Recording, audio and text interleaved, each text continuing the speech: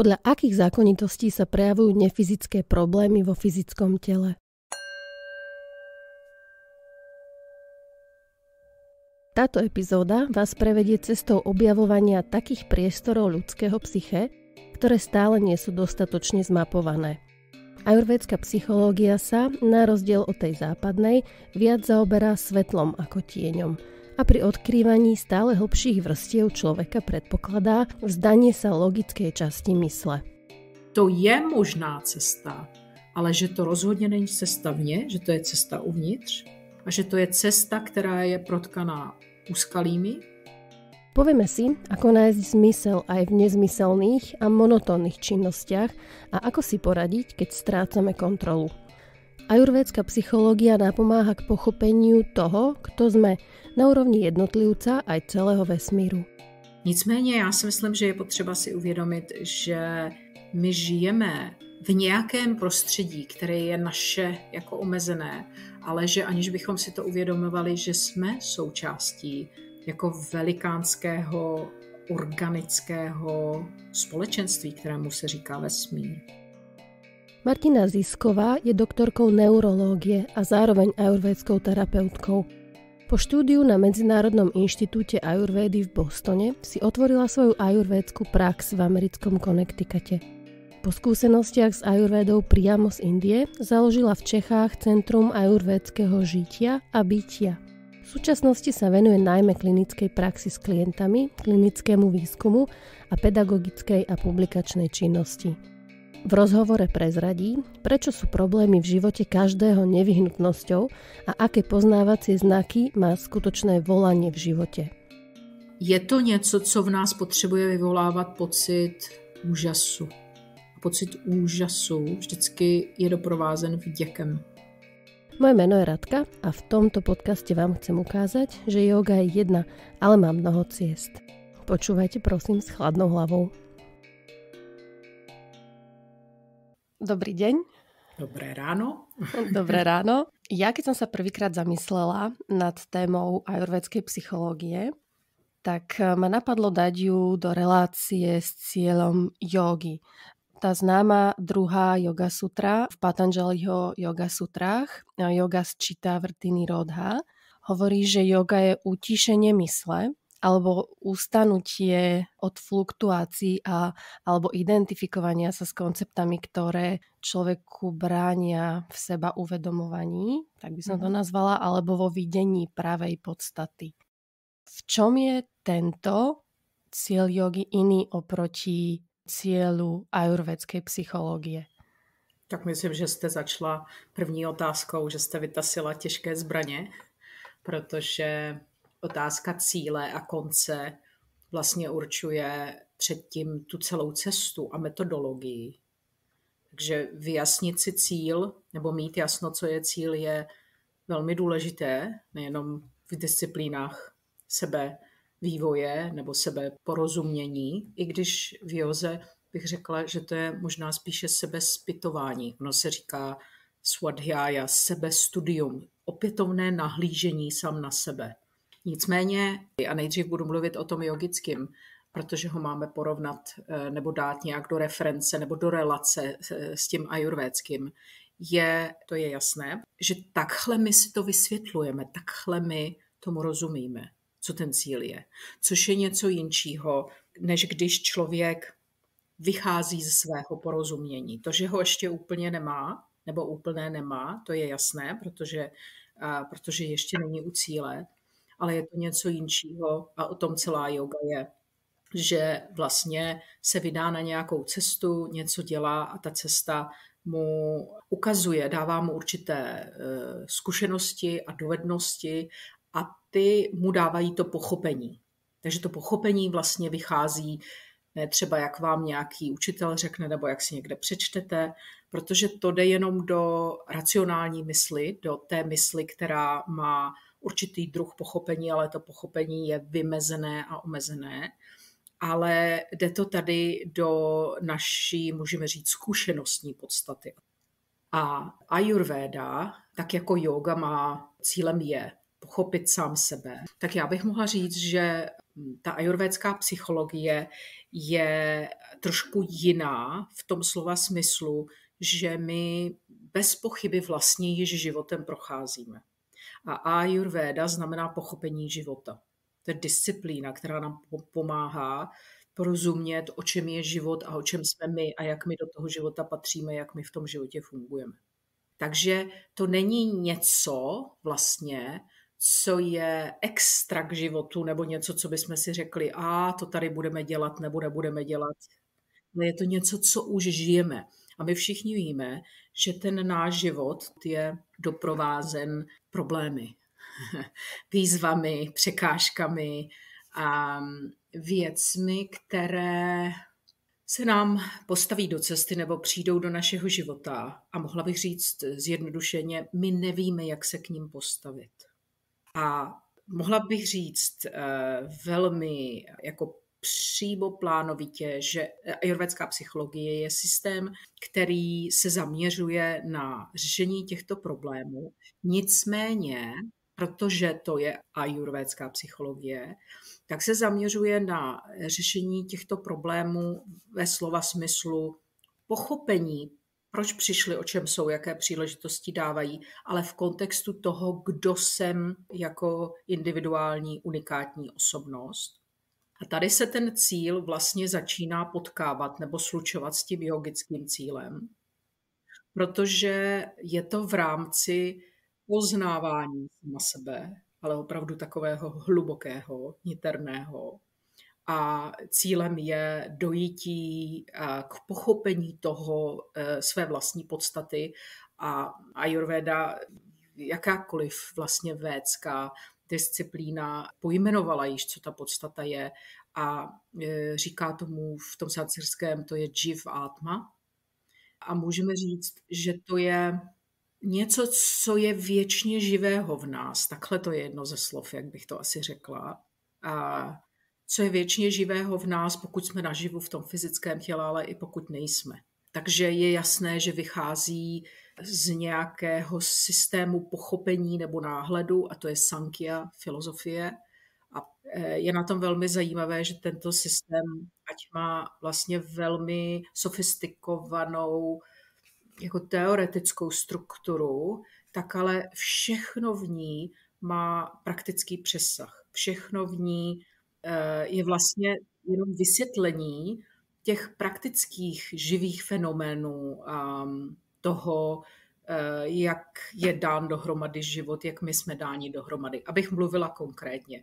Tak třeba z náhledu ajurvédské psychologie a my jako lidé se stáváme z našeho fyzického těla, šaríra, pak se stáváme ze smyslových orgánů, které jak v józe, tak v ajurvédě, tak v životě, to si ani neuvědomujeme, nebo ještě si myslím, že rozeznáváme, jak obrovskou roli hrají indriány. Pak je tam mysl, což je takový neuvěřitelně zajímavý a svým způsobem někdy i velmi překvapivý koncept, ale tady to znamená, že to je ten nástroj, který zpracovává, vyhodnocuje a tím pádem nějakým způsobem reaguje na ty smyslové podněty, protože těmi se vztahujeme k tomu okolnímu světu a těmi vlastně i reagujeme. Takže to je manas nebo manasika. No a to poslední, co tam je jivatma, což se teda často překládá nebo používá se slovo duše. Já vůči tady těm velkým slovům mám velký respekt. A jenom bych ním řekla, že se hodně používají, ale málo kdy to je koncept, který by odpovídal nějaké osobité, intimní zkušenosti toho člověka, který o ní mluví. A o tom ta celá cesta vlastně jógy, ajurvédy a tím pádem života je.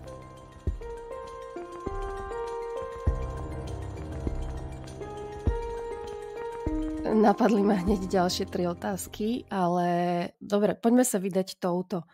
Áno, každý človek, myslím si, že neexistuje výnimka, sa stretáva s istými problémami, ťažkosťami na ceste životom, je to nevyhnutné. Možno, že by sme mohli zájsť do rôznych filozofických debát, že je to nevyhnutné, lebo to ponúka možno vybočenie z nejakej zaužívanej cesty, alebo to ponúka priestor na taký ďalší vývoj. Ako sa na takéto prekážky alebo problémy celkovo pozerá ajurvédská psychológia? Dívá se na ně jako na nedílnou součást cesty života. Jo. Myslím si, že je nutné říci, že v té védské kosmologii, teď půjdu do kosmologii, vlastně nějakým způsobem se interpretuje vznik existence vesmíru z touhy a potřeby té vesmírné inteligence se nějakým způsobem zažít. A když je něco v jednotě, tak nemůže zažít samo sebe, protože je to všechno jedno, tak nemá co zažít, nemá se jak oddělit. Na to zažití už musíme mít tu reflexi. A tady začíná ta triáda, která mimochodem hraje obrovskou roli potom v té cestě zvnitřňování, ať už je to koncentrace, kontemplace a to sjednocení, to samádhy je to slovo, která zase má ale takovou trošku jinou konotaci. Zase je to něco, jak si to interpretujeme nebo představujeme, ale je to vlastně nějaký proces, kdy ta jednota nebo to jedno se oddělí, aby se mohlo pozorovat, takže je tam subjekt, objekt a ten proces pozorování. Jo, a tahle ta triáda je hodně důležitá a vlastně nám určuje ten základní rámec interakcí a vztahování, protože všechno je o interakcích a vztahování. Takže se traduje, že všechno, co existuje, ať to jsou galaxie, ať to jsou kontinenty, oceány, všechna fauna, flora a my, včetně, my patříme teda do té fauny, zajímavě, tak, že všechno vzniklo protože ta vesmírná inteligence měla, a teď to říkám velmi hrubě, omlouvám se za to, měla touhu a potřebu se zažít, si vlastně, já to nějak vnímám jako to, že má všechen ten potenciál. Si představte, že máte jako pocit, že jste mistr světa a moleta a že můžete určitou věc, jo, já to mám, já to zvládnu, ale neuděláte nic. To je velmi frustrující. Člověk potřebuje si udělat tu hmotnou zkušenost, potřebuje dát ty věci do pohybu, potřebuje tu touhu vyjádřit. Jak bychom se poznali, jak bychom zažili svoji sílu, jak bychom věděli, že fungujeme. Stejně jako řeka. Jednou jeden moudrý filozof řekl, že ty balvany v cestě řeky jsou tam proto, aby si ta řeka uvědomila svoji sílu. Pokud to člověk samozřejmě takhle nevnímá, takhle se necítí a většina našich interakcí v životě jako lidských je o moci, o vztahu moci vlastně. O tom, kdo tu moc má, kdo ji nemá. A opakem moc je bezmoc. Takže když se člověk cítí v bezmoci, tak samozřejmě nevnímá, tohle je báčný, já jsem tady proto, abych si jako zažil nebo použil svoji sílu, tak se cítí jako přemožen vlastně těmi okolnostmi. A v tom psychologickém vývoji to znamená, že převládá vlastně tamasické vlivy. Vlivy, mohla bych říct úplně jednoduše, kdy to nejde, to ne, prostě ne, nic nejde. Nic se nedaří, nic se nehýbe, nic se neposunuje. No a potom doufejme, že se dostane do toho dalšího stádia, do toho rajasického, kde je hodně lidí na cestě hledání a nacházení, teda doufejme, když je hledání, tak je i nacházení, toho správného nacházení bych řekla. A to je, že se snaží a dělají mnoho věcí za tím účelem, a teď je otázka, za jakým účelem. Jo, to je zase otázka, jak to má člověk nastavené, ale když to vezmu z toho přirozeného, tak je to právě za tím účelem, aby člověk se naučil zacházet s tou svojí sílou. Aby ji poznal, jak funguje, kdy je schopná tu nějakou překážku překonat, kdy se to dokonce užívá, kdy, jak Paulo Coelho v Cestě pokojného bojovníka říká, kdy ty zbraně složí, kdy bojuje a kdy se pokloní, kdy nebojuje, kdy vyčká. Prostě je to určitý druh znalosti nebo dovednosti, jak zacházet se svojí vlastní silou, energií, kam ji dávat, jak ji používat. A jak už jsem řekla, to je dovednost a to se člověk prostě musí učit. Mm-hmm. A všechny věci, když si to tak uvědomíme, že všechno existuje v nějakém kontextu a kontinuitě a v jednotě, tak si vemte, že my máme pro sebe nějaký jako plán a program, ale ty věci, které nám jdou do cesty, mají taky pro sebe nějaký plán a program. Ale není to tak, že jejich plán a program, nic na světě neexistuje, co by mělo účel přímo, já se postavím radce do cestě a to je můj úkol a tam budu stát a budu ji dělat doživotní problémy.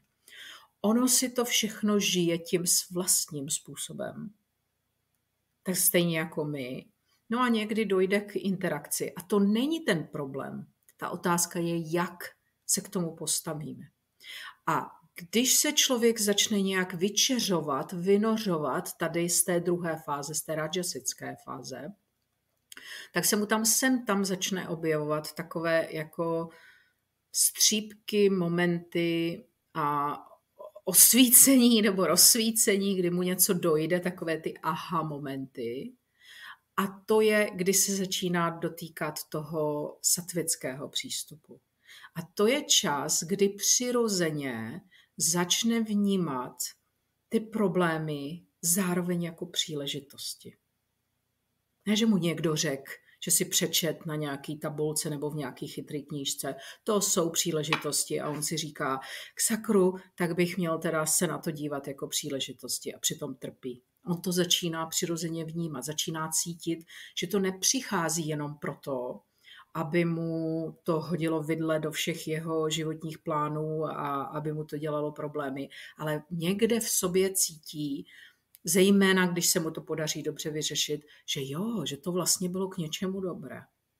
A tady se to začíná obracet a pak samozřejmě to jde dál, když člověk jako se přiblíží do toho stavu, kdy ta mysl je schopna vnímat věci více tak, jak jsou, tak už více rozeznává jejich příčinu, proč ty věci přicházejí do jeho života. No ale tam to ještě nekončí velmi zajímavě. Pak je Shuddhisattva fáze, což já jsem léta opravdu si říkala, no dobře, no, tak to tam někde napsali, ale to teda moc nechápu. Dlouho jsem to opravdu nechápala. Až teprve člověk, když se nějak přiblíží v tom svém vývoji, tak si udělá tu svoji osobní zkušenost nebo náhled, osobní porozumění toho, co to asi představuje. Mohla bych to dát, jsou moje slova, je to ještě o něčem jiném, ale vycházím z osobní zkušenosti, tak to dám do těch slov. Že si vlastně dojde do bodu, kdy si uvědomí, že má velkou svobodu, třeba v tom, jak bude na věci reagovat. Ale ono to jde potom dál, že má třeba svobodu i v tom, že si bude vybírat, čemu dá pozornost a čemu nedá. Kam svoji energii bude věnovat.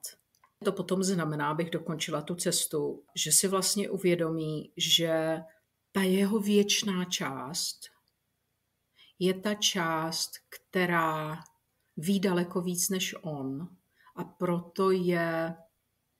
proto se svobodně rozhodne a vzdá svých představ, svých plánů a následuje nebo začne se více stotožňovat s tou inteligencí nebo s vedením té věčné části v něm, protože ví a tuší, ale ví, dělá si ty zkušenosti, že to je to nejlepší, co pro sebe může udělat.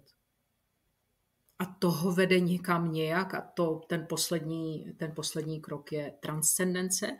Ale tady bych jenom připomněla jednu známou věc, že to, co člověk kde nedosáhl mistrovství, tak že člověk nemůže transcendovat něco, znamená to jít za něco, co perfektně neovládl, ale ne vůlí, ale těmi zkušenostmi, že tomu opravdu rozumí. A to je naše, třeba na fyzickém těle to znamená, že cílem je, abychom šli za 3 dóši. Abychom nebyli pořád omezení váta, pita, kafa, co mi tady dělá, co mi dělá, já to furt vylepšuju. Abychom šli ale to je možné jedině, když naše zkušenost, která přináší to pochopení, došla tak daleko, že jsme schopni a víme instinktuálně právě z té širší vnitřní inteligence, co je vhodná reakce v dané situaci, a to je, řekla bych, určitý druh mistrovství.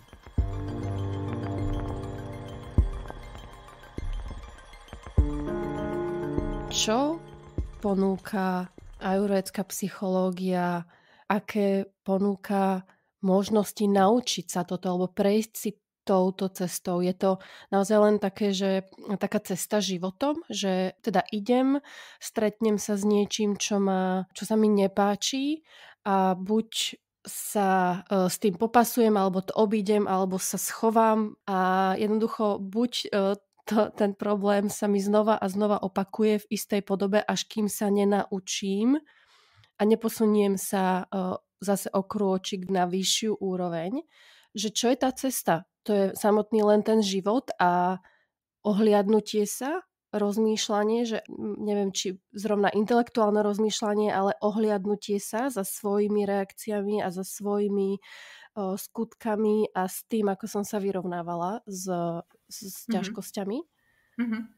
Tak teď mám problém, protože jak jste tu otázku pokládala nebo vybarvovala, tak mě napadly asi 2 nebo 3 způsoby, jak ji odpovědět, ale to není tak jednoduché, jenom říct pár slov o tom. Nicméně, já začnu tam, kde jste skončila a třeba nám to poslouží. To ohlédnutí se, tak první je, vy jste říkala, je ta cesta, jak se naučit, řekněme, lépe jít životem. Jo?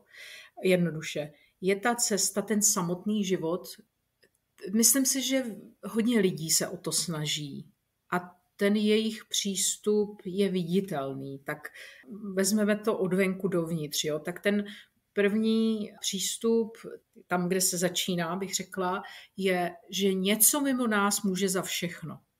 Jo?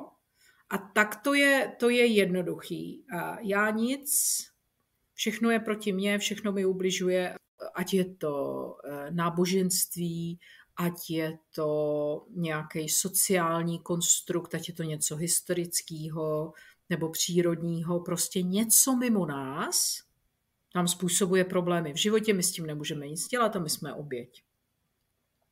Tak tady vidíte, že jako asi ohlédnutí se za životem a učit se nějaké možnosti, jak reagovat, jsou mimo hru, protože jak je to nastavený, člověk vždycky řekne, no ale s tím já nemůžu nic udělat a já vlastně nevím, proč se mi to děje. První, co tam musí být, je že ten člověk musí mít potřebu, ta potřeba je tam často, ale i touhu, chtít nějak ty věci změnit. A to už je ten první bod, kdy si ten člověk začne uvědomovat, a zase jsme u té moci, u té síly, že má nějakou moc. A upřímně řečeno, naše největší moc v tom běžném žití je naše síla rozhodování. Takže volby, které v životě děláme, to je jeden ze způsobů, jak my vyjadřujeme nebo uplatňujeme nebo neuplatňujeme svoji vlastní moc. No a pak začíná fáze, kdy buď to někdo, ten člověk má kolem sebe někoho, kdo nějakým způsobem na něj působí, nebo se posunul v tom svém vnímání a začne si říkat, jako třeba Elizabeth Taylorová si měla říkat, když se po 11. vdala, možná to nebude v těch mužích, ale možná s tím budu mít i já něco do činění. Krásné. Neznám detaily jejího života, dávám to jenom jako příklad, jo, aby nám pomohlo to pochopit. Takže to je ten moment, kdy se to začne obracet, kdy si ten člověk položí tu otázku, že třeba to, co se mu děje, možná má něco co dočinění s jeho přístupem nebo jeho nastavením. A teď se začínáme dostávat do velmi zajímavé dichotomie nebo duality, že když člověk jde dál a začne se na to dívat trošku víc, že zjistí, že je obrovský rozpor obvykle mezi tím, co říká mysl a co říká to cítění a to přesvědčení. Takže hlava, sídlo té racionální mysli, ale to, co říká tělo, ten rezonanční nástroj, který vyjadřuje jiné věci z jiného úhlu pohledu, můžeme říct vnější smysly a vnitřní smysly, úplně jednoduše, abych zůstala u těch smyslů, a taky vnější mysl a vnitřní mysl, to jde ruku v ruce, tak oni říkají něco úplně jiného. Člověk je v konfliktu. A to je další vlastně stádium nebo další místo a hlavně první místo, bych tak řekla, kde ten člověk může začít se sebou pracovat, ale jako pracovat ve slova smyslu sám sebe vnímat, citlivěji nahlížet do sebe a učit se porozumět a vyznat se v tom vnitřním prostoru. Protože ten sluneční prostor, ten racionální, ten logos, bychom řekli podle starých řeckých filozofů a psychologů, ten logos funguje nějakým způsobem velmi strukturovaným, jasným, všechno si tam člověk pojmenuje a vysvětlí, ale ten eros, ten duch cítění, jemného vnímání, toužení, a ten funguje, ten lunární prostor, ten funguje úplně jinak. No a pak jde člověk dál a vlastně, pokud má to štěstí, obvykle tohle stadium, já bych řekla, taková přetahovaná mezi tím racionálním a neracionálním, nebo viditelným, hmatatelným a neviditelným a nehmatatelným. Nehmatatelným, myslím, materiálními smysly. Jo. Ono to je velmi hmatatelné, ale nefyzické. Tak ta trvá poměrně dlouho do té doby, než člověk dojde zase k nějakému, já bych řekla, vnitřnímu rozhodnutí a buď toho tam dotlačí život nějakými nepříznivými okolnostmi. A tady začíná vnímat vlastně, že ta cesta těch překážek opravdu tam není náhodně a opravdu tam není, aby ho skolila, ale že tam je, aby mu pomohla. Jo. Což zase musím říct s respektem pro všechny, pro všechno, ale i pro sebe, že když se tak necítíte a tak to nevnímáte, tak když vám tohle někdo říká, tak byste ho zastřelili, schodili ze skály, že to je to poslední, co vám pomáhá, abyste slyšeli. Člověk se tak musí cítit a musí dojít do toho bodu. Jo? A když je to jeho pravda, jeho zkušenost vlastně. Ale pravda je, že kdybychom si uvědomili, vy jste říkala to ohlédnutí zpátky, kdybychom si uvědomili, jak jsme ve svém životě vyřešili, nebo jak se vyřešily ty problémy, které jsme měli, které v té fázi, v tom momentě, kdy jsme je měli, jsme si mysleli, že se nikdy nevyřeší a voilà, jsme tady a máme nové, ne staré. Takže my všichni víme, že všechny ty problémy, které jsme takhle měli, nakonec stejně došly do bodu, kdy přišlo nějaké pochopení. A z pochopení vždycky přijde nějaké přijetí. To už třeba jenom to, že člověk složí zbraně. A je velký rozdíl mezi vzdání se a přijetí. Jo. Ono to navenek vypadá stejně. Nicméně změní se to tehdy, když člověk, buď to těmi zkušenostmi nebo osobním rozhodnutím, to je jedno, nebo okolnostmi, dojde do bodu vnitřního rozhodnutí, že, a tady začne být to zacílení, ta koncentrace, dháran, že se bude soustředit, podporovat a vybírat věci v životě, které s ním souzní nebo v něm vyvolávají dobrý pocit, protože ty pocity začne tady vnímat a chápat, že jsou indikátorem jeho vnitřního postoje. Takže když má dobrý pocit, a nemyslím takový ten instantně smyslově dobrý pocit, myslím ten hluboký, opravdový, dobrý pocit, který, když při práci s lidmi se ptám, každý ho někde nějak má, třeba v paměti, ale má, takže to je referenční bod, který v sobě všichni nějakým způsobem máme.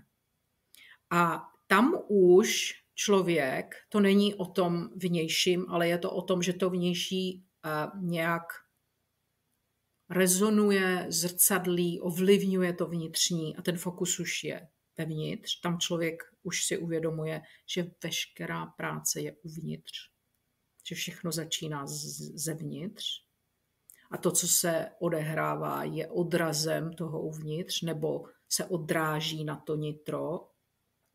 To je přesně ta fáze, kdy přes prožívání, prociťování, to je to prožívání, je prociťování, člověk dostává porozumění a to porozumění ho potom vede k životem. A to je to satvické stádium, nebo směrem k tomu satvickému a potom to satva šudhy, vyčišťování té satvy. Takže Ayurvéda v zásadě má 3 terapeutické přístupy. První je Yukti Vyapashraya Čikitsa. Čikitsa je terapie, terapeutický přístup. Vyapashraya znamená, čemu důvěřujeme. A Yukti znamená intelekt nebo logická mysl. Takže to jsou všechny ty fyzické rozbory, západní přístupy nebo i naše logické. Aha, vy máte zanícené dutiny, dobře, tak. Byli jste na studeném vzduchu, jedli jste nebo pili jste něco studeného, jo, logický rozbor. Tak, jak to známe, tak, jak to velmi dobře umíme. Tak, jak to děláme, ale i pro ty vnitřní psychické problémy. A tam je to právě ta krajina, kde to funguje trošku jinak. Pak je Sattva Vajjaya Čikitsa. Sattva Vajjaya Čikitsa, Vajjaya znamená vítězství, to znamená vítězství sattvy nad myslí. Takže to jsou většina ajurvédských psychoterapeutických metod, i fyzických vlastně. Ono tam není tak velké rozdělení. Je za tím účelem, aby se vytvořila satva, nicméně ten problém je, že ona se nedá budovat jako cihla k cihle, když si stavíte dům. Ona je výsledkem toho správného přístupu a ten správný přístup je ten přirozený, který vychází z té inteligence. Ten poslední, třetí, já jsem řekla, že jsou 3, je Daiva Vyapashraya Čikitsa, což je taková oblast, kde i v Indii, když se řekne tohle slovo, tak se všichni v tom medicínském ajurvédském světě začnou krčit. Protože to znamená, že se spoléhá na síly jiné než logické. A Daiva znamená od divya boží síly. Takže tradičně, protože ajurvéda, yoga, všechny tyhle disciplíny vzešly ze šamanismu. Šamanismus můžeme říci, že to je velmi instinktuální přístup k pochopení a tím pádem léčení. Tak oni pracují vlastně tady s těmito silami. Vliv planet, uřknutí kletby, vliv minulých životů, karmické zátěže, duchové, hromy, blesky a tak dál a tak dál. Ta logická mysl samozřejmě si tak říká, to jste se zbláznili asi. Nicméně já si myslím, že je potřeba si uvědomit, že my žijeme v nějakém prostředí, které je naše jako omezené, ale že aniž bychom si to uvědomovali, že jsme součástí jako velikánského organického společenství, kterému se říká vesmír. A to nějak funguje, nějak na nás působí a přestože tomu třeba nerozumíme, tak víme, že to tak je. Já dám příklad, když jsem studovala medicínu, tak a přišel v 5. ročníku studium psychiatrie, tak nám v těch psychiatrických nemocnicích říkali lékaři, že v době, kdy kvetou na jaře kaštany a v době, kdy dozrávají kaštany na podzim, že z nějakého důvodu mají plné lůžkové oddělení a jindy ne. A neměli proto žádné vysvětlení, to bylo jenom jako pozorování, vlastně empirická zkušenost. A když jsem vlastně začala studovat ajurvédu, tak jsem naprosto věděla proč, protože to je přechod do vátového období. A vátové období znamená období, kdy dominující vliv v našem životě je nervová soustava a ta nervová soustava podle toho, v jakém stavu je, satvickém, rajasickém, tamasickém, tak bude ovlivňovat to, jak budeme vnímat věci, prožívat i naši schopnost na ně reagovat. Takže ten, kdo bude mít, řekněme, ve slabší nebo oslabené situaci nervové soustavy, tak to období nestability toho přechodu ho přivede až do nějaké vážnější psychické dekompenzace nebo problému, že třeba skončí na psychiatrickém lůžkovém oddělení. Mm-hmm. To je jenom na vysvětlení. Nicméně, vy jste na začátku mluvila o tom ohlédnutí za životem. Já už jsem to zmínila. Celý ten fokus ajurvédské psychologie bych mohla říct, že je směrem dopředu, nikoliv dozadu. Fokusem ajurvédské psychologie není, nebo psychoterapeutické práce není řešit problémy. Ty problémy jsou v kontextu toho, aby se rozvinul více ten člověk, jeho pochopení. Aby do budoucna, dopředu šel tím životem jinak, než šel doposud. Lehčeji, radostněji, zajímavěji a tím se možná víc objevněji podle toho, jak to má nastavené a kde je. A tím se dostane a dostává blíže k té své podstatě, k tomu, kdo opravdu je a jaký máme potenciál a předpoklad pro to, abychom žili. Třeba, že vesmír je nádherný, je rozsáhlej a že je tam tolik věcí, že se ta kauzalita vlastně nedá pochytit. Že tam je daleko ještě víc sil než jenom kauzálních. To je docela dobrý začátek.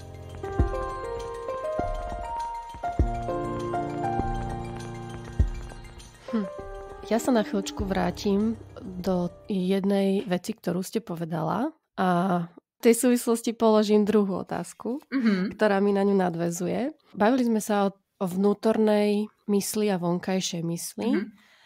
Že teda človek sa ocitne v situácii, kedy si niečo logicky, rozumovo vyargumentuje, ale možno z hľadiska tej vnútornej mysle existuje rozpor, že to nie je v súlade. Moja laická mysl mi hovorí, že tam vznikajú problémy na úrovni psychiky.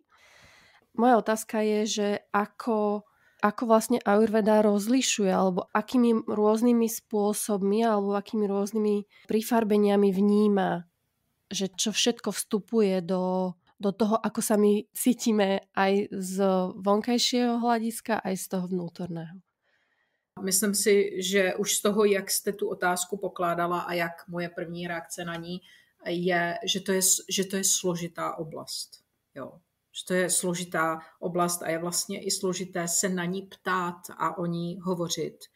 Takže mě k tomu napadlo pár věcí a zkusím o nich tak hovořit a třeba se někam dobereme, protože upřímně řečeno neexistuje způsob, já to řeknu takhle, a to není, že bych nechtěla, ale neexistuje způsob, abych krátce nastínila celou tu strukturu vlastně fungování mysli. Jo. Vůbec, co to mysl je. Ale už jsme si tady zmínili pár věcí, tak já je použiju. Na začátku jsem říkala, že Ajurvéda v jednom náhledu, který se používá v tom psychickém přístupu nebo náhledu na člověka, vlastně vnímá život a toho člověka jako kombinaci jeho fyzického těla, smyslu, mysli a jeho vnitřní inteligence nebo věčné části. Jo. Mimochodem, všimněte si, že jsem ještě nepoužila asi slovo vědomí. To je taky trošku záměrné, ne protože bych se bála, ale protože to je obrovský koncept, který zase hodně lidí o něm mluví, ale každý si pod ním představuje a používá ho jinak. A dokonce třeba, když jsem v loni byla ve Vancouveru v Kanadě na ajurvédské konferenci a tam byli akademičtí lékaři z Berkeley, tak ty řekli, že v podstatě v západním světě slovo vědomí, ve vědeckém světě je slovo zakázané. To je, jako kdybych řekla nějaké sprosté slovo, že ho vůbec nesmím říct. To bych asi nemohla říkat slovo yoga a ajurvéda, protože to je systém, který vychází z vědomí, je o vědomí, je založený na vědomí a jeho cílem je jenom vědomí. To není systém, který je o něčem jiném. Jo. A tady možná bych mohla začít tím, že Patanjali, jak jsme o něm mluvili, tak on hezky vyjmenoval ty překážky správného pochopení, abychom tak řekli. Pramana, viparjaya, vikalpa, nidra, smrtajaha. Jo, je jich 5. Pramána, velmi překvapivě, je správné pochopení. To je, když si člověk něco myslí a je přesvědčen, že to tak je, protože ho to buď to někdo naučil, nebo si to někde vyčet. A nemá to podložené, vychází to jenom z nějakého toho logického konstruktu, ale není to jeho vlastní pochopení, které přišlo ze zkušenosti. Vikalpa je nějaká představa, kterou si jen tak představuje. Viparjaya je iluze, nebo bychom mohli říct špatné pochopení. Smrti je paměť, to jsou jeho zkušenosti předchozí, které jsou uložené té v paměti, které zabarvují to jeho správné pochopení. Jo? Takže když se řekne slovo daně, daňové období a vy budete mít opakovaně špatnou zkušenost s daněmi a finančním úřadem, tak vždycky budete reagovat vlastně na tu situaci nějak podmíněně a zabarveně a ne čistě. Jo? Daně, úžasná příležitost podpořit můj stát, protože podporuje mě. Takže to je smrti a pak je nidra a to je spánek a tady to znamená, že když jsme v tom hlubokém spánku, tak jsme vlastně v bezvědomí a nemůžeme mít žádné pochopení. Jo? Takže to je těch 5 hlavních překážek ke správnému pochopení. Další, jak k tomu můžeme přistoupit, je, vy jste mluvila o egu, a taky další způsob, který je svým způsobem i jednodušší, je, s čím se identifikujeme. Je to způsob identifikace. Takže identifikuju se dehoham, to je takové sanskritské vyjádření. Kdo jsem? Odpověď na otázku, kdo jsem, s čím se identifikuji. Dehoham. Já jsem moje tělo, to je to šaríra. Já jsem moje tělo, všechno, co se děje v tom těle, takže když onemocním, tak je to jenom, že se v té chemické továrně něco pokazilo, já s tím nemám nic společného, moje žití s tím nemám nic společného a proto se to bude řešit jenom nějakým mechanickým, fyzickým vnějším prostředkem. To je identifikace s tělem. Tady bych jenom jako poznámku řekla, že je velmi zajímavé, jak mnoho lidí vnitřně pracuje, jako opravdu docela dobře a poctivě a hledá. A potom, když přijde na nějaký fyzický problém, tak to řeší velmi odděleně.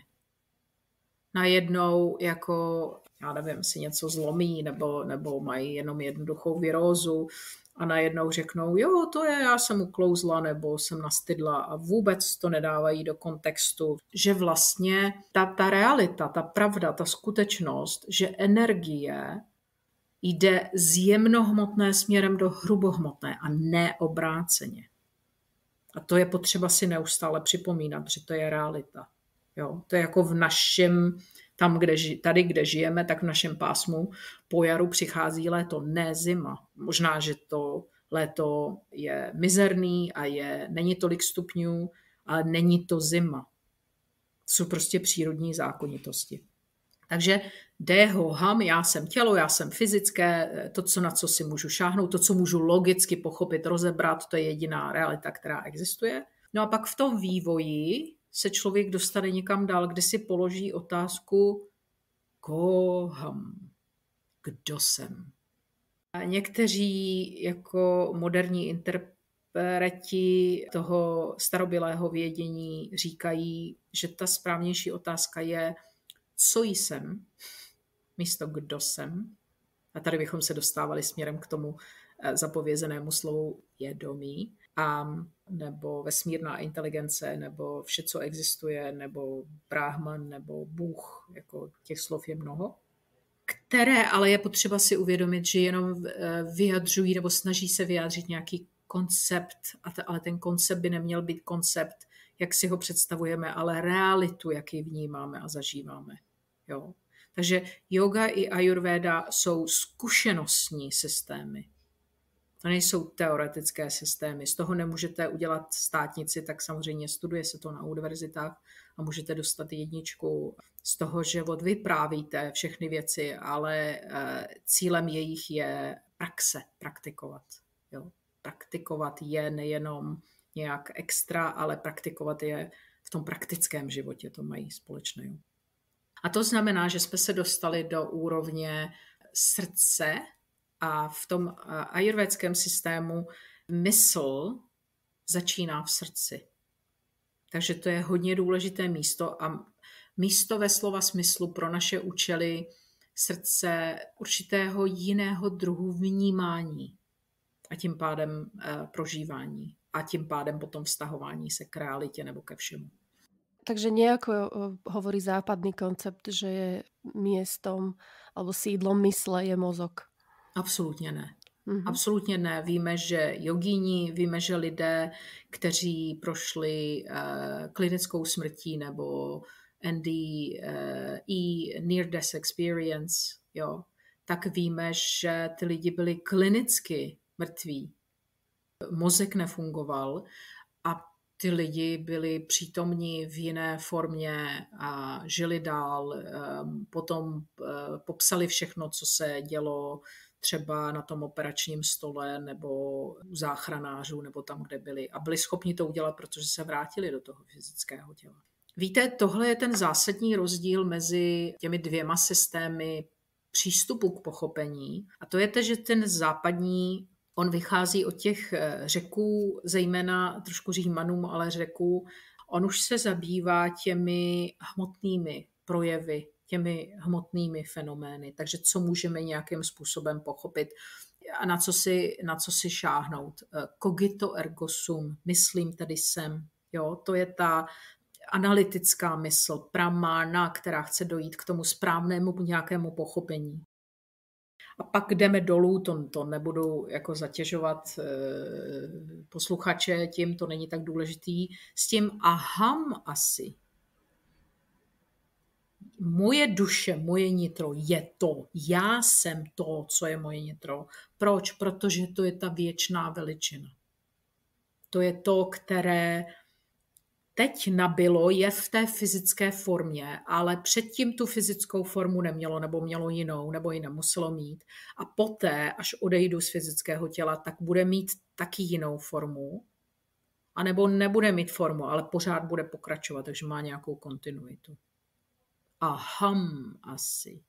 A to možná pro nás je jako docela dobrý cíl a existuje třeba na to jedna metoda velmi prastará védské meditace, která je velmi jednoduchá v tom, že si kladete otázku, kdo jsem a vlastně jdete s ní pořád dál.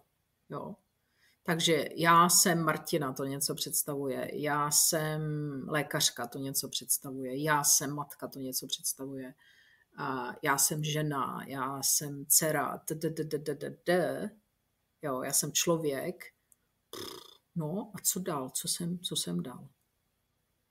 Ale to není zase, že tam člověk může dojít tou logickou myslí, to by bylo fakt srandovní zadání, že by byl nějaký kurz, to se možná i děje, že někdo řekne, tak si tady na půl hodiny sedněte a pište si, jako kdo jste. Jo. Ale to je, že to vychází z té zkušenosti a ta zkušenost představuje tu míru našeho pochopení, kde jsme na té cestě. A někdo si může říct, kdo tohle poslouchá, proč je to k sakru tak důležitý? Jo? Proč bych se tím tolik měl zaobírat? A já vám řeknu proč. Protože podle toho, v kterém místě ten člověk je, té cesty, tak čím, ono to není výše nebo dále, což je velmi zajímavý, což je jako křesťanský koncept, a ten védský koncept je čím hlouběji, tím pádem blíže sám sobě, protože ta veličina není mimo nás, ale je v nás. To znamená, že čím blíže, nebo hlouběji jsme, takhle to řeknu, to má určité průvodní znaky. A ty průvodní znaky jsou, že člověka méně ovlivňuje vnější prostředí. Ne, že s ním lépe umí zacházet, lépe se mu umí postavit, ale méně ho ovlivňuje. Protože ten fokus je vevnitř a má už určité pochopení a tak nebojuje s tím, co je v něm, protože to vůbec tak nevnímá. Dokonce to bere jako, tohle je co mi zrcadlí, co přichází a to mi zrcadlí to moje báječný, tak vím, na co se mám zaměřit, vím, kterým směrem se mám dívat. Takže je svobodnější, nezávislejší, automaticky z toho vyplývá tolerantnější, spokojenější, spontánnější, radostnější, tvořivější. Jinými slovy, má větší schopnost a možnost určovat a ovlivňovat svůj život.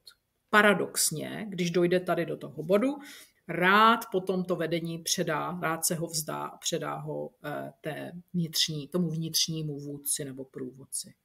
Jo. Takže ta cesta je protkaná plná paradoxy. A nebo ta druhá varianta je, že žije neustále nebo opakovaně v pocitu, že se mu dějí věci, které mu ubližují, které nejsou dobré a on nemá žádnou páku, jak se k tomu postavit. Takže je obětí a nemůže si ten život určovat. Takže prakticky celý koncept vnější vnitřní mysli bychom mohli zredukovat v to, že zkuste v nějaké situaci, která je pro vás těžká, zkuste se podívat, jaký postoj vnitřní by vám pomohl v té dané situaci, by vykřesal ve vás nějaký pocit, že máte nějakou opravdovou moc, kontrolu, možnost to ovlivnit. A to je dobrý začátek.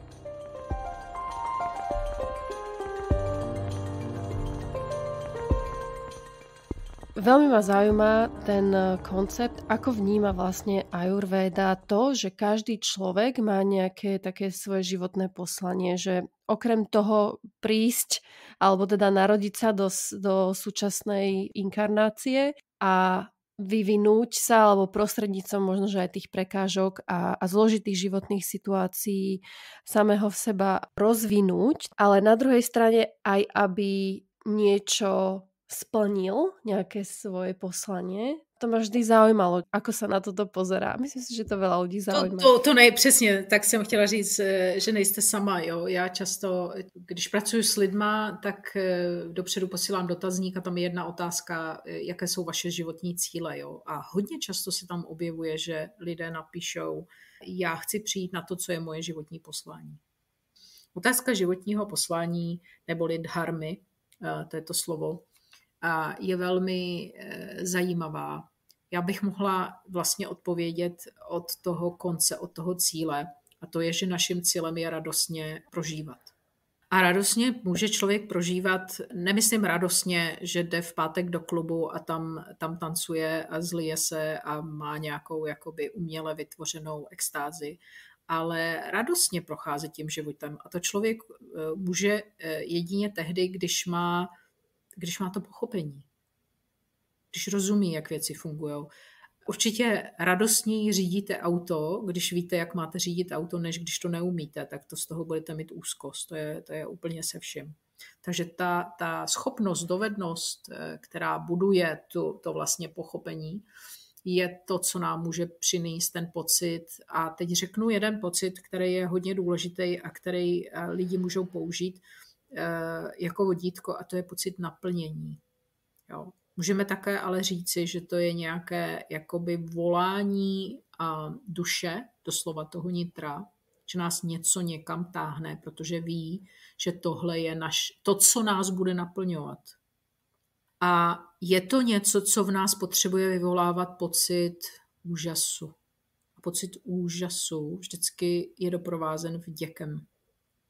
A to je ne něco, co si děláme deníky vděčnosti, protože nám to někdo řekl. Je to něco, co sami spontánně v sobě tak cítíme. To slovo dharma vlastně, tak jak jsem mluvila už o tom Sankhya filozofie a náhled na to, co je, bez ohledu na to, jestli je to nějaká filozofie, to, co existuje, a vesmír, příroda, my, bylo dáno dohromady, ustrojeno a tudíž funguje podle nějakých zákonitostí a nějaké zákony a principy. Jo? Ať to jsou fyzické zákony, jako je třeba gravitace, nebo chemické zákony, vibrační zákony, energetické, elektrické. Jo? A to všechno tam patří, protože to je různé skupenství téhož. A dharma je to, co podporuje, naplňuje a udržuje tyto zákony a zákonitosti. Takže to vlastně znamená žití v souladu s těmito zákonitostmi. A v tom indickém systému, víte, odkud tohle pochází, nikdo si nepokládá otázku, co je tady mým speciálním posláním, že často je to speciální poslání. A většinou to lidi dělají proto, že nechtějí věřit, že ten život, který žijí, který je monotónní, který je automatický, který je nenaplňující, že by to bylo to jejich poslání. Tak hledají zase něco, jako ta Kleopatra v tom minulém životě, tak hledají vlastně zase něco extra, že by to bylo něco. A většina lidí, u čeho skončí, a teď musím jako mluvit trošku opatrně, protože se dotýkám citlivých záležitostí u mnoha lidí, je, že dojdou s tím k tomu, že chtějí nebo mají, nebo že jejich posláním je pomáhat lidem. A tohle to je velmi problematické v náhledu vlastně védském z mnoha důvodů. Jeden ten důvod je, že když vy jdete někomu pomáhat, tak mi vlastně zasahujete do jeho životní cesty, do jeho osudu, do jeho karmy. A k tomu nikdo není povolán. To je jedna věc. Druhá věc je, jak člověk došel k tomu, že to je opravdu jeho povolání, že je povolán k tomu. Většinou, ale první otázku, kterou si musíte položit, je, jak se starám o sebe, protože chci-li se starat o ty ostatní, mám obstaráno to svoje. A tam si myslím, že nikdo nikdy nemůže říct, že má dost, že má hotovo. Ta vnitřní cesta nikdy nekončí. Ale pokud cítíte, že to, co vás naplňuje, rozechvívá, bere, cítíte vášeň, cítíte zaujetí, včetně překážek, protože bez toho to obvykle nejde, to je součástí té cesty, a po té cestě jdete, tak se může stát, že je přirozené, že se dělíte o to svoje s ostatními lidmi, a těmi to mimochodem pomáhá, ale není to vaše zodpovědnost, protože každý člověk má toho svého vlastního vůdce. Každá pomoc, která je ta pravá v mém náhledu, není ta, že vy to dáváte tomu člověku a on je potom na vás závislý, ale že mu pomáháte najít to v sobě. Takže moje ajurvédská praxe velmi necharakteristicky byla o tom, že já jsem se těch pacientů nebo těch lidí, s kterými jsem pracovala, chtěla zbavit. Nechtěla jsem jim mít dlouho. A mým úkolem bylo pomoci jim vybudovat si nějaký návyky a znalosti a udělat si zkušenosti, jak sám sebe podporovat. Ale rozhodně to nebylo, abych se o ně starala na věčnost. Takže když to funguje a vy najdete to svoje, tak to vykonáváte a automaticky to nějak ovlivňuje ty ostatní, inspiruje v ideálním případě. Ale ta dharma je velmi praktická. Znamená to naplňovat to, co je, a jsem člověkem. To jsem, bezesporu. Takže jak naplňuju to, že jsem člověkem? To je to speciální. Jak naplňuji to, že jsem žena? Jsem dítě, vyšla jsem z nějakých rodičů. Jak naplňuju tu roli? Tu roli? Jsem v mém případě matka nebo v jiných vztazích. Jak naplňuju tuto roli? Jsem zaměstnanec velmi často. Jak naplňuju tuto roli? To je dharma. Nic speciálního, že mým úkolem je prostě být apoštol, který bude hlásat něco a zachrání všechny lidi. To rozhodně ne.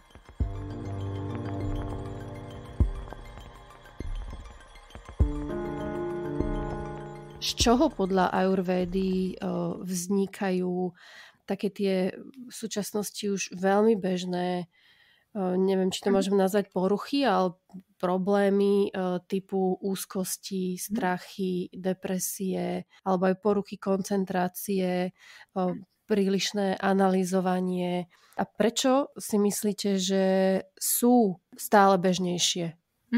Tak první je, že zmíním, jak ti moudří v minulosti viděli příčiny potíží v našich životech. Tak oni rozeznávali obecně 3 příčiny.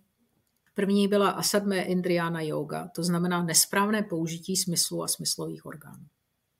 A to je něco, co my vůbec nerozeznáváme, nerozumíme tomu, protože se na to musíme dívat jemnějším způsobem. Nicméně existují už i v DSM psychiatrickém kodexu nemoci, které s tím souvisí. Třeba telephone anxiety separation. Takže je nemoc, kdy si vypnete telefon nebo ztratíte telefon nebo nemáte telefon po ruce nebo vám přestane fungovat telefon, tak máte úzkost, že se něco stalo.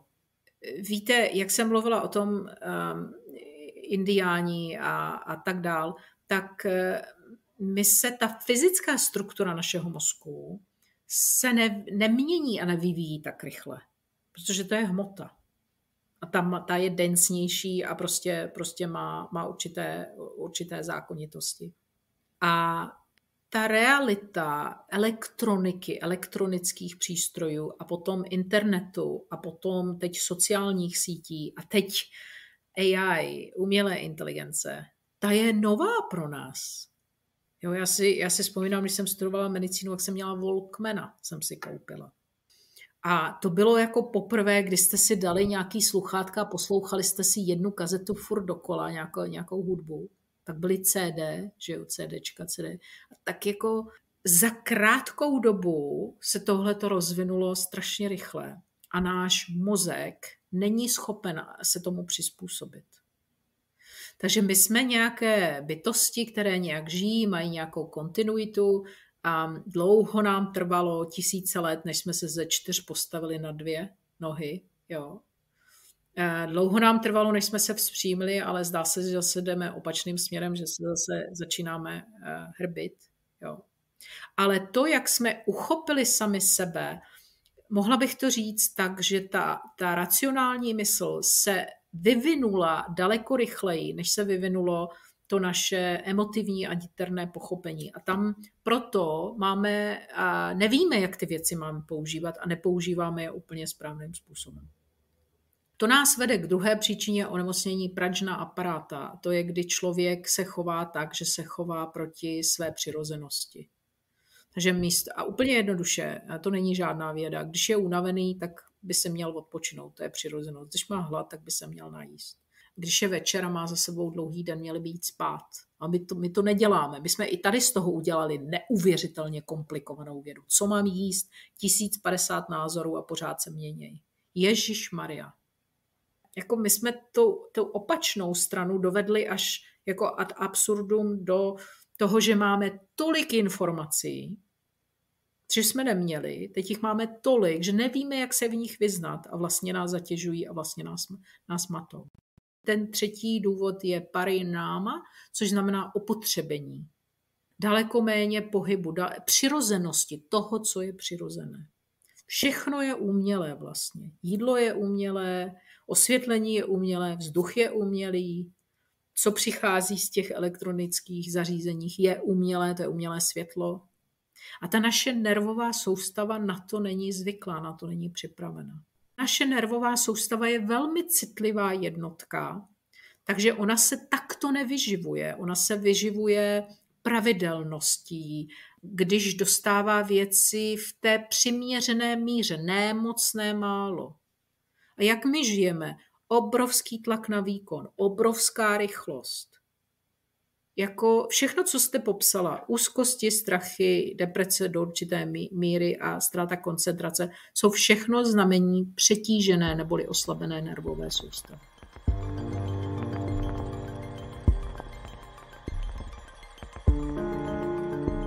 Spomínali ste, že ajurvédská psychológia je laicky povedané nasmerovaná dopredu, hľadí dopredu, že nezaoberáme sa tým, čo sa stalo.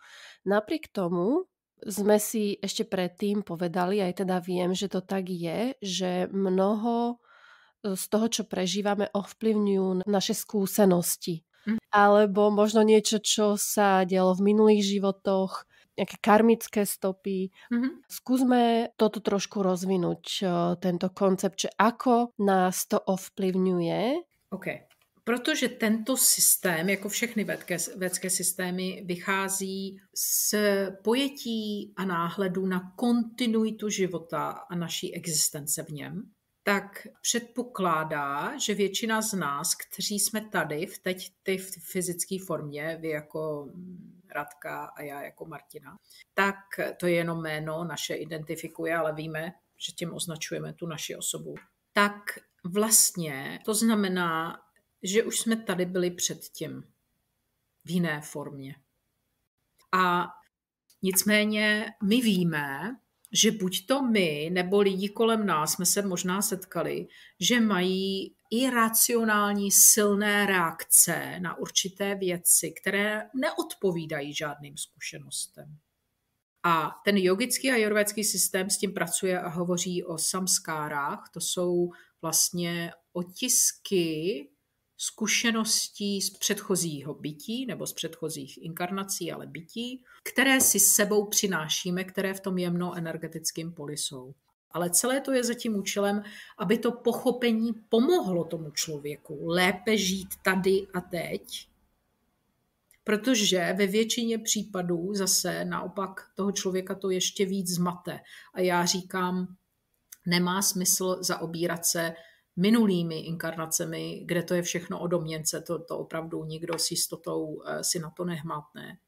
A když máme velký problém a nejsme schopni vyznat se ve svém současném životě, který máme tady a teď k dispozici a můžeme s ním legitimně něco udělat, protože ho žijeme a děláme volby a konáme, takže je to něco, co je viditelné, hmatatelné a tím pádem velmi nápomocné pro nás. Jo. Mimochodem, proto si myslím, že jsme se narodili do fyzické formy, protože nám to dává určité skvělé příležitosti nebo unikátní příležitosti. Tak toho kontrastu právě, toho hmotného a toho nehmotného, které vytváří určitý konflikt, určitý paradox, ale to je právě ta hybná síla. Zase jsme krásně u té řeky a u těch balvanů a u toho principu celkově.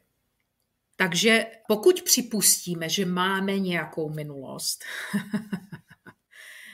tak je ale důležité, abychom si taky připustili, že nás nějakým způsobem ovlivňuje. Ale pokud chceme mít šanci se dostat do bodu, kdy nebudeme ovlivňováni, ale my budeme mít možnost i činit nějaké dobré volby pro sebe, řeknu to takhle, tak potřebujeme dojít k určitému pochopení, protože to pochopení přináší tu schopnost těch správných rozhodnutí. Jo. A tady je jedna důležitá podmínka, která je vlastně předpokladem k tomu, abychom vůbec se do toho mohli pustit a mělo to nějaký úspěch. A to je, že přestaneme k věcem přistupovat z hlediska dobře, špatně, dobrý, špatný. Hodnotit je. Ale musíme k ním přistoupit z hlediska vnímání a cítění. Takže musíme opustit ten strukturovaný, racionální vlastně přístup, který vychází, a teď se dostaneme k mozku, pro ty, kteří trpělivě čekali nebo už dávno odešli, že se k tomu nedostalo. A to je bílá mozková kůra, to, co je nejvrchněji, a to je ta racionální mysl. Jo? Tomu se říká Jagrat. To je ta analýza, pochopení, rozbor. Nicméně ono to má svoje omezení, jak my víme.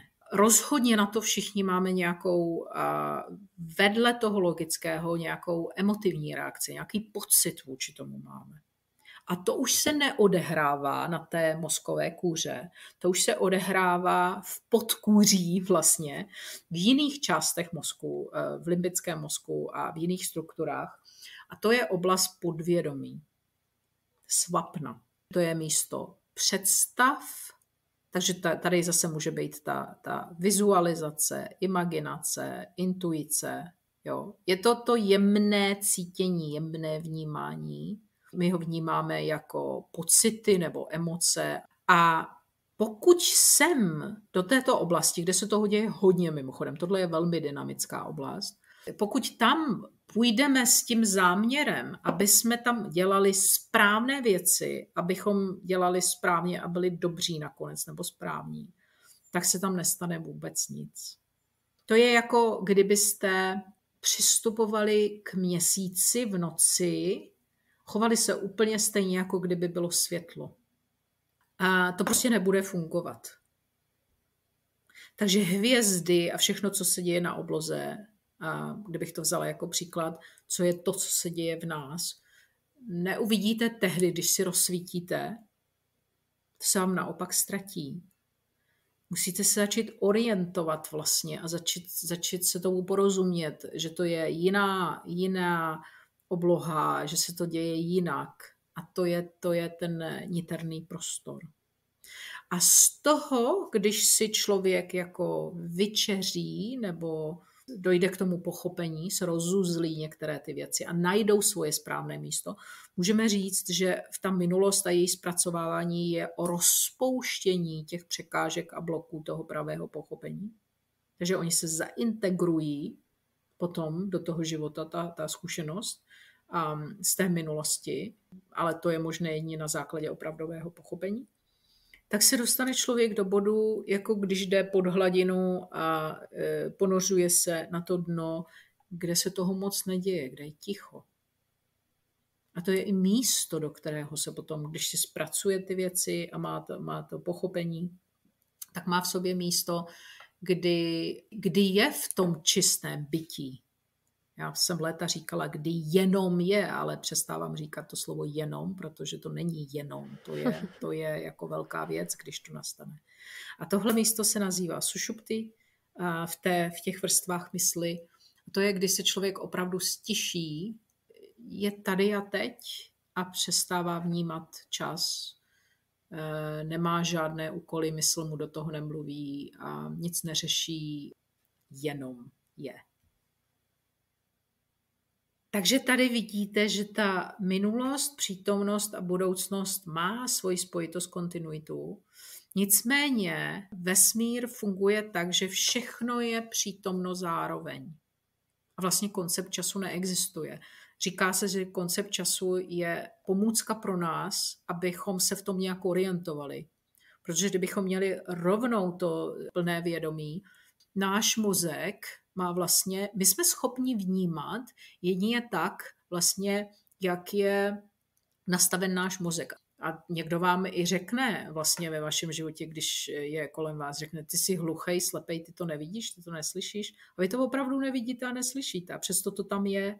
A pak máme zase, když to pozornost dáme na něco, já nevím, třeba na modrý boty nebo modrou bundu, tak pak máte období, kdy vidíte jednu modrou bundu nebo jedny modré boty za druhejma.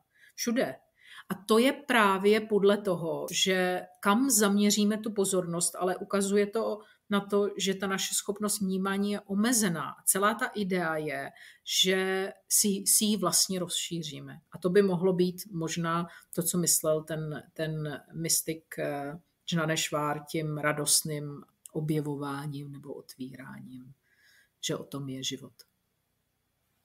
Mojí snahou bylo pravdivě načrtnout takový obrázek, že to je možná cesta, ale že to rozhodně není cesta vně, že to je cesta uvnitř a že to je cesta, která je protkaná úskalími a není to o tom, že ta úskalí tam mají být nebo nemají, prostě tam jsou a mají tam svůj důvod. A na nás je, abychom tou cestou procházeli tak, abychom... Jediné, co se vlastně na konci počítá, je to opravdové uvědomění a to opravdové pochopení. Mí moudří průvodci v těle mi řekli, že ten nejlepší přístup právě k té cestě, co jste popsala, přesně jak jste ji popsala, že není lineární, je 2 věci. Nemít žádná očekávání a žádný strach.